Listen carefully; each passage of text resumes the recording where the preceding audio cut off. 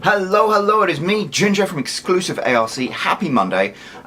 Today I am excited to come at you with another author interview. Last week I interviewed Lillian Monroe, the author of the Clark Brothers series of books, and a bunch of awesome books before that, about how she managed to write a novel a month. I mean, she is a machine. And people seem to really like that, so I thought I would take the opportunity to chat to some of the other authors that I work with who have something really interesting to share. And today I am very excited to be interviewing Imogen Sera, who writes the Dragongrove series.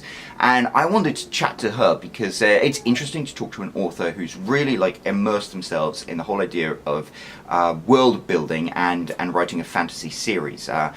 With my subscribers, normally the subscribers like the bare-chested, raw, manly, bad boy books, but they really seem to like the Dragongrove series, and I'm really excited that it's sort of continuing. And I think the interesting thing about Imogen is she started off strong with the series, and I got to share the initial book with my subscribers and all 5 of the books that followed that. But she's also learned a lot along the way. So in the 6 months that I've been working with her, she's gone back and re-examined some of the beginning parts and sort of created new blurbs and created new covers. So it's interesting to see sort of her evolution as an author and as a successful author. So hopefully you are going to enjoy this very short interview with her, and if you like it, let me know, and we will continue chatting to other authors who I think have some really interesting things to share and things that all of us writers can learn from. So without further ado, here we go. Okay, so I am very excited to be joined by Imogen Sera, the author of the Dragongrove series, who I've worked with for quite a while now. How long have we worked together? It's a year? 6 months. I started 6 months ago. Wow, you write fast. Well, the reason I wanted to interview you, I had a very interesting interview with an author, Lillian Monroe, last week, and then I was just thinking of all the authors I work with and who have really interesting stories and do really interesting things. There is a lot that you do as an author that I think other authors can look at and learn from. So, I mean, for a start, there's that. We've worked together 6 months. I think, how many books have you shared with my subscribers? I think it's 5. So 5, that's a book a month, which is pretty incredible. The thing that I find is really interesting, and I wanted to talk to you about and let other authors see, is you have created a full-fledged series of books. You've built this world, this realm, and you sort of kept the story and the thread going through it. And I think that's amazing. I think a lot of authors want to do that, but it's difficult to do. I mean, you've created a literal world in your head. So let me start off by asking you, okay, so Dragongrove, tell me, where did the idea come from? So I actually I had this scene in mind that kind of just popped into my head. And so I started writing kind of in pursuit of getting to this scene that I thought was interesting. And it never came. It's so far off from what I ended up with that it'll never be in there. But I just kind of started writing having no idea what I was doing and just kind of seeing where it was going. And it kind of turned into something that I could, a big world that I could explore. And it's kind of fun to do. So, tell me about your writing story. I mean, when did you start writing? When did you first start publishing? Have you published anything before? Have you used because I know for me, I started off, I used to write saucy little stories. I think I got published in Hustler magazine when I was 18 and things, and so I published those, and then it turned into becoming an actual writer and building out things. So it was an interesting journey from stuff I wouldn't tell my parents about to stuff that I send them to read. What was your journey as a writer? So when I was a teenager, I wrote fan fiction. No, And yep. then I hadn't written anything since high school, and then I kind of I've lurked on the erotic authors subreddit for years because I just thought it was kind of an interesting process. And then last October, I was really kind of looking into it. I was considering trying to save up some money, hiring a ghostwriter and getting into publishing that way. And then NaNoWriMo came along, National Novel Writing Month, and I'm like, I'm just gonna try it. And so I just kind of sat down and started writing it, and then I wrote much faster than I thought I would be able to, and I published that book at the beginning of December. And it was a mess. I had no idea what I was doing, but it was just sitting down to write was the most important thing, I think. Do you know, that's so funny that you say that, because that was one of the things we got in the last writer interview. It's to be a writer, the number one thing to do is actually to write. And I think a lot of us procrastinate and we do everything except sit down and write. And I'm kind of the personality where I will research something forever and then never dive in. And with these books, the way I started was I just wrote it as fast as I possibly could. I edited it as fast as possibly could, and then I just like pushed it out there because I'm like, if I stop and think about this, it's just gonna sit on my hard drive and never get published. And they were really rough. They were in rough shape, but they've since been gone over, and Well, that's interesting, because you seem to be taking sort of two paths with it. I think you're on book 5 now. Are you writing book 6? Yes. Yes, and it's interesting because, as you said, you published the first ones, and I worked with you quite early in the process, and then since then you've gone back to re-examine them and come up with new covers and new blurbs and things. So what inspired you to do that? So the first, I really struggle with writing blurbs. But so I've probably gone through like 10 different ones that I've had for the first book at least. And it's kind of my approach I've taken with everything is I just try something different and see if it sticks, and if not, then I move on. And with the cover, actually, it was a couple embracing, and I couldn't get approved for Amazon ads because they didn't like the picture. So People touching you, that's icky. exactly. So I ended up changing that to just abs. Which isn't that funny? They're like, oh, ooh, a couple kissing. That's wrong. Let's have some man titties. Right, exactly. Exactly. Nothing wrong with those man titties as long as they're man titties. Exactly. Yes. But so that kind of we changed the first. My husband helped me, but we changed the first cover, and then we changed the second one to kind of match it because book 1 and 2 go hand in hand. So it sort of worked, I think. But the new covers, I'm kind of surprised by how much people seem to like them. I think maybe because I had a hand in creating them, I'm very critical, but they seem to do pretty well. Now, that's interesting. So you and your husband designed the covers yourselves? Yes. Because they look really good, I have to say. I mean, even the original one I liked a lot, and the new one I really like. Oh, okay. So the original one I bought on Fiverr from someone who's amazing. I think like $20 for it.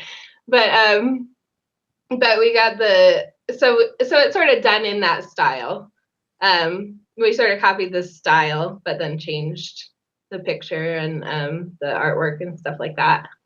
I would say the ones that you did yourselves, though, are definitely, I mean, first of all, I think they're technically better from a design point of view, but also I think you're right. They just, because you're focused on like one particular person, it looks better, and it's more what you would expect from sort of a romance series. So yeah, I agree. and the other thing I was going to mention, yeah, the first 2 books in the series are about, the same couple, but as it goes on, they're more standalone. So was that like a conscious decision? Yeah, it kind of was. So I've been reading so much to research, and I'm a huge Ruby Dixon fan, and she has this series that's like 18 books long at this point. And it's like a tribe of aliens, right?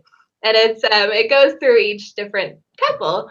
And it's good because you've got the world, you're familiar with the world, but there's a lot you can do with the different characters, I feel like. And I liked that. So that's kind of what I was going for. it's funny because I get to introduce my subscribers to a lot of different series of books, and there's always this thing where people are like, "Oh, I don't want to start a series of book 3 or something because they're," and it seems like you've got the right balance there, where you have a series of books, and yet you're now getting to the standalone topic, so you can jump in at any point and then read an Hmm. earlier book and stuff. And I think a lot of successful authors do that. There's an author I really like, Melissa Foster, and she's got like a litany of books, and they're normally set in like one community, and exactly as you said, they focus on sort of one couple from that particular uh, community, but then those couples will appear again in later and earlier books. Right. Yeah. And um it's so I'll be honest, I'm not very good at like the whole world building aspect of writing, and it really helps to kind of like know where I am, and I can just kind of jump in and start there. No, I like that. That's interesting, but it is nice as well to be able to go back. I mean, what are your feelings in terms of the response you've got from readers and things about running things as a series? Do you think having like book 3, book 4 is an obstacle to getting new readers interested, or is it something that you've managed to overcome? I think if I were to do it again, I wouldn't do it that way. Because so they are standalone, but kind of because Yeah. there's like an overarching story kind of along the way, and I don't think that I would necessarily do it that way. I also think that I think that it should have been. I don't think I should have started with this series. I wish I'd written a couple of just kind of just totally different things to begin with. Because when I look back now at like book 1 and 2, I just kind of cringe.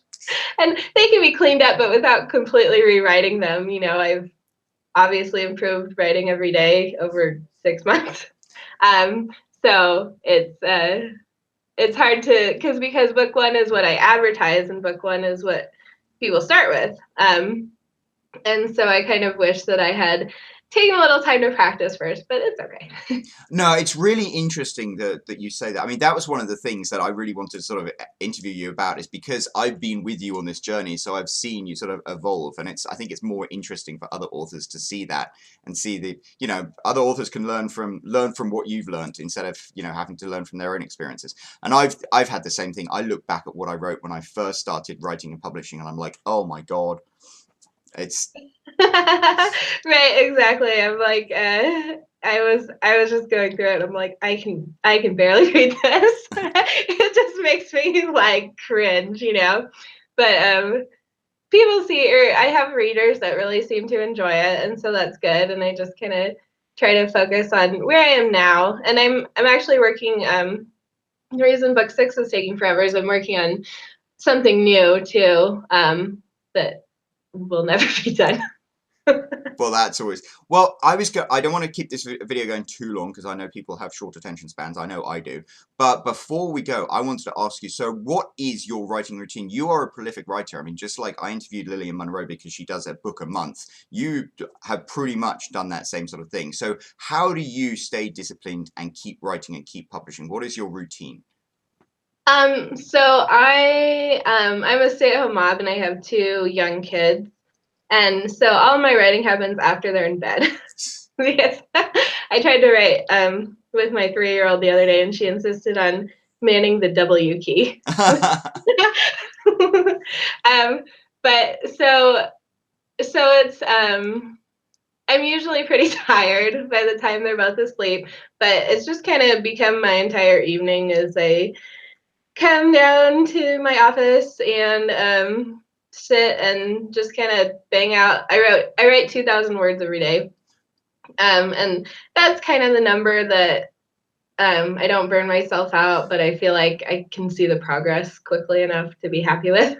Yeah, that's interesting. When I was speaking I mean, I've got this quote from Ian Fleming, who wrote the James Bond books, and he said he wrote 2,000 words a day, and then he'd like be done and do whatever else he wants to do. Lillian said she wrote 5,000, which is a lot. I mean, that's You need plenty of this to do that, but 2,000 Right. seems like a good manageable thing. Right, exactly.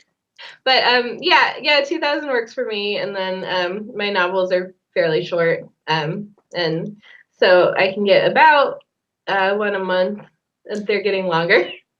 Well, no, and I think that's one of the other secrets to success is to keep writing and keep publishing, and it's one of those self-defeating things. You were talking about going back and redoing sort of your first books. I've done the same thing, and it's almost like it becomes a form of procrastination in the end, where you keep going back to what you've already written and try and squeeze a little more out of it. Whereas, that's dried up old fruit. Whereas you could, get a nice new plump book and finish it and just, yeah. Right, absolutely.